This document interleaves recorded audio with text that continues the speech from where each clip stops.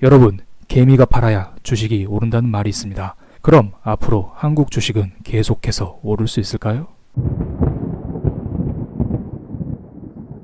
구독자 여러분, 안녕하세요. 오늘은 증시 상승은 지속될 수 있을까? 하지만 여전히 달러는 강하다라는 제목으로 영상을 시작해 보겠습니다. 지금 시간은 4월 6일 오후 8시 42분입니다. 오늘 한국 증시는 코스피 기준으로 3.85% 오르면서 꽤 강한 모습을 보여줬습니다. 여러분, 최근 진행했었던 라이브 기억하시나요? 그때 제가 말씀드렸던 게 코스피 차트 기준으로 1760포인트 이 부분만 돌파하면은 우리는 새로운 상승장을 맛볼 수 있다라고 말씀을 드렸었죠. 오늘 보기 좋게 코스피 지수는 1760포인트라는 고점 저항대를 돌파해 버렸습니다. 그리고 지금 현재 미국 선물 지수도 3에서 4% 정도 상승하고 있습니다. 물론 오늘 밤 미국 증시까지 확인해야 하는데 제가 조금 이른 시간에 영상을 찍고 있기 때문에 이 점은 양해 부탁드리겠습니다. 미국 증시는 조금 있다가 다시 설명드리겠습니다. 그리고 오늘 주식이 오르면서 개미들은 8천억 달러 정도? 아니죠. 8천억 원이죠. 요즘 달러 이야기를 너무 많이 해서 제가 달러에 익숙해졌나 봅니다.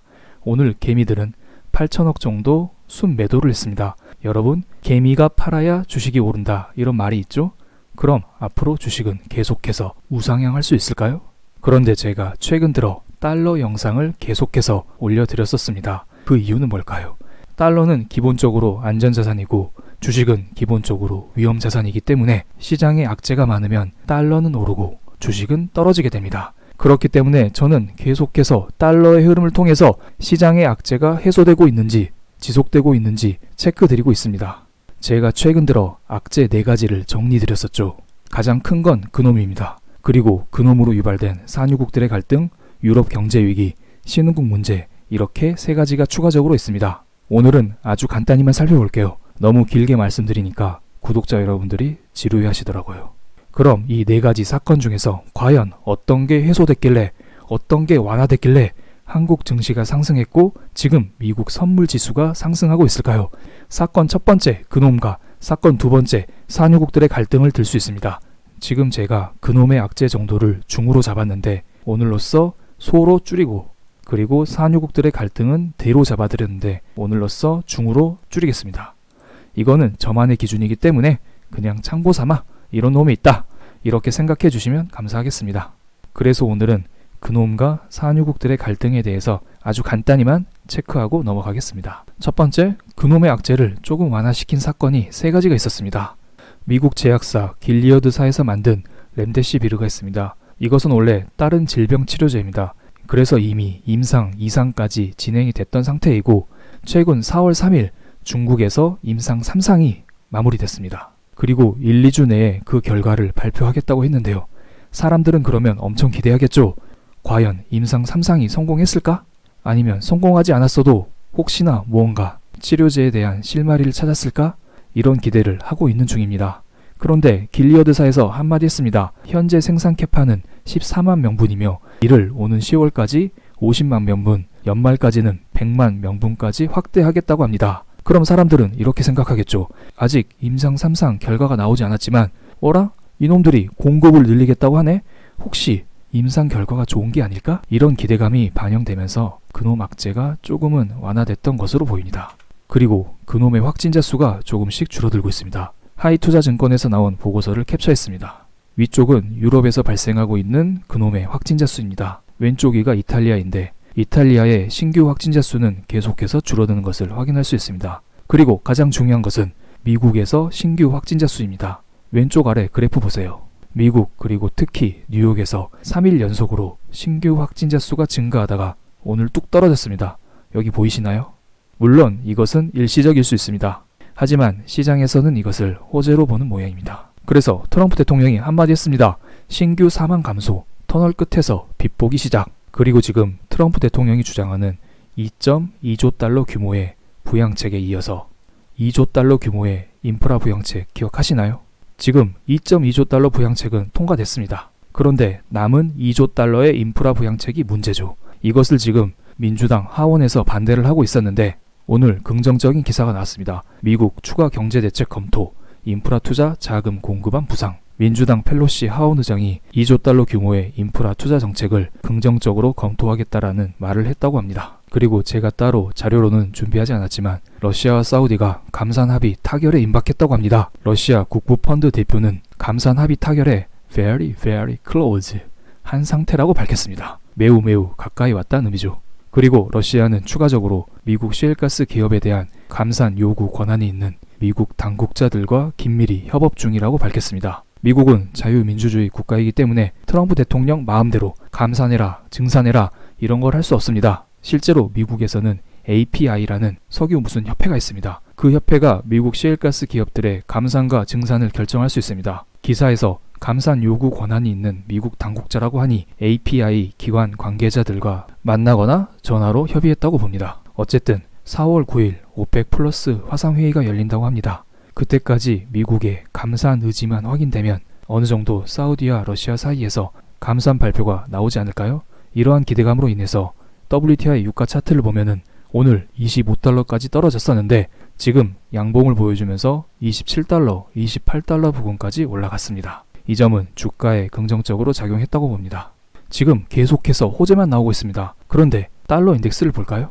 달러 인덱스는 100 이상을 유지하고 있습니다. 도대체 왜 그럴까요? 시장에서 이렇게 호재가 많이 나오는데 안전자산인 달러는 왜 이렇게 초강세를 유지하고 있을까요? 이런 호재가 다 사실이라면, 아니 이러한 기대감이 모두 다 반영이 되었다면 달러 인덱스는 쭉 아래로 하락하는 게 맞다고 봅니다. 신규 확진자 수의 감소, 원유 감산 합의에 대한 기대감 이런 거 말고 무언가 악재가 있기 때문에 달러 인덱스가 이렇게 높게 유지가 되고 있다라고 생각이 듭니다. 제 생각으로는 아직 신흥국 디폴트 문제가 남아 있다라고 봅니다. 이것은 4월 6일 점심 부근에 멤버십 게시판에 쓴 글입니다. 한번 읽어볼게요. 그럼 최악의 악재라는 신흥국 문제는 어떻게 되는 걸까요? 위험한 것은 맞습니다만 어떻게 흘러갈지 감이 안 오네요. 일단 남아공 아르헨티나는 디폴트 거의 확정이고요. 얘들은 그냥 망했다고 보면 돼요. 실제로 아르헨티나는 이미 과거에 8차례인가 9차례 디폴트 선언을 했습니다. 지금 디폴트 선언을 하면 도대체 몇 번째인가요? 이 두 나라의 디폴트는 큰 문제까진 없을 거라 봅니다. 이것 또한 물론 저의 개인적인 생각일 뿐, 이 둘이 망하면 다른 신흥국들이 연쇄적으로 망할 수 있기 때문에 완전히 문제가 없다라고는 말할 순 없겠죠. 다시 읽어보겠습니다. 나머지가 문제네요. 터키, 멕시코, 브라질 이런 애들은 마시간 상태인데 IMF의 자금 요청까지 다 해놨다고 합니다. IMF 지원으로 살아날 수 있을지, 그 과정에서 시장에 충격을 줄지는 지켜봐야 할 문제입니다. 제가 마지막에 한마디 더 추가했습니다. 이럴 수도 있어요. 지금 코스피 지수가 1765포인트인데 대충 1850포인트까지 오른 다음에 신흥국 리스크가 터져서 다시 1765포인트까지 떨어질 수도 있습니다. 제가 써있는 글을 읽으니까 매우 빨리 읽습니다. 이 글을 읽어드린 이유는 이 글에 저의 생각이 다 들어있기 때문입니다. 신흥국의 문제는 악재이긴 악재입니다. 그런데 언제 터질지 모르는 것입니다. 얘들을 걱정해서 주식을 안 산다? 물론 지금도 현금을 보유하고 계신 분들이라면 이런 악재가 터질 때까지 기다렸다가 주식을 사는 것도 맞는 방법일 수 있습니다. 이것은 성향 차이이니 본인 선택에 맡기겠습니다. 어쨌든 이런 악재를 시장에서 문제시 삼아야 문제로 인식이 되고 그게 바로 주가 하락으로 나타날 수 있습니다. 그럼 여기에서 어떻게 하면 이런 악재가 시장에 문제가 될까요? 이것은 기본적으로 달러 인덱스를 통해 알 수 있습니다. 지금 달러 인덱스가 100 이상에서 움직이고 있는데 계속해서 확진자 수가 감소하고 원유 감산 합의까지 나왔음에도 불구하고 달러 인덱스가 계속 오르고 있으면 여러분은 조금 조심해야 합니다. 그때 혹시나 주가가 오르고 있을지라도 뭔가 있을 것 같아 이러면서 조심하시는 게 맞습니다. 그럼 달러 인덱스 말고 신흥국들의 리스크를 체크할 수 있는 방법이 또 있을까요? 그것은 각 나라의 국채 금리를 보면 됩니다. 국채 금리가 오른다는 것은 그 나라의 돈의 가치가 떨어지면서 외국으로 자금 유출이 일어나고 있다는 것입니다. 터키의 10년 만기 국채 금리입니다. 계속해서 오르고 있습니다. 도무지 진정되고 있지 않습니다. 다음은 멕시코의 10년 만기 국채 금리입니다. 오늘 신나게 오르다가 윗꼬리를 달면서 진정되는 모습을 보여줬습니다. 멕시코는 대표적인 산유국입니다. 지금 전 세계적으로 원유 감산 합의에 대한 기대감으로 유가가 상승하는 추세입니다. 그렇기 때문에 멕시코의 경기 회복에 대한 기대감이 조금 반영되면서 채권 금리가 안정되었다라고 생각이 듭니다. 그리고 그 다음엔 브라질의 10년 만기 채권 금리입니다. 아예 아작이 나고 있습니다. 어쨌든 이러한 대표적인 세 나라의 국채 금리를 체크하시면서 여러분은 신흥국 문제에 대응하시는 게 낫다라고 생각이 듭니다. 그럼 마지막으로 차트를 보면서 주식 이야기를 해보겠습니다. 지금 미국 나스닥 지수는 7800 부근에 저항대가 형성되어 있습니다. 그럼 대강 오늘 6%는 올라줘야 이런 7800포인트 마의 벽을 깨게 되는데요. 만약 이 벽을 깨고 500 플러스 회의가 무난하게 진행이 되면 7800 위쪽으로 새로운 박스권을 형성할 거라 봅니다. 아직 시장에는 악재가 많습니다. 그렇기 때문에 V자 반등을 기대하는 것보다는 차트와 뉴스를 보면서 대응하는 게 낫다라고 봅니다. 물론 저의 장기적 관점은 늘 같습니다. 그리고 다음 한국 코스피 지수를 보겠습니다. 오늘 코스피 시장에서 개인이 8천억 정도 매도를 했는데요. 개인이 매도한 게 정말 오랜만입니다. 제 기억에 3월 24일 날 개인이 한 차례 매도를 했었고 지금 거의 보름 만에 개인의 순매도가 나왔습니다. 3월 24일이 언젠가요? 바로 이날입니다. 제가 강조드린 연준의 회사채 매입 소식과 함께 지수가 5일선을 돌파했던 시점이죠. 이때가 바로 풀 매수 타이밍이었다고 말씀을 드렸습니다. 이때 이후로 주가는 조금 오르다가 박스 상단은 1760, 박스 하단은 1650 이 정도 사이에서 왔다 갔다 박스권을 그리면서 움직였습니다. 그럼 4월 6일 개인의 순매도와 함께 증시의 양봉이 나왔지만 앞으로 악재가 많이 남아있기 때문에 V자 반등보다는 어느 지점에서 브레이크가 걸리면서 박스권을 형성할 가능성이 매우 커 보입니다. 물론 코스피의 추가 상승을 위해서는 오늘 미국 증시가 시원하게 반등을 해줘야 되겠죠. 아마 이 영상이 올라가는 4월 7일 아침에는 결과를 확인할 수 있을 거라 봅니다. 그럼 미국 증시 떡상을 바라면서 오늘 영상 여기에서 마치겠습니다. 감사합니다.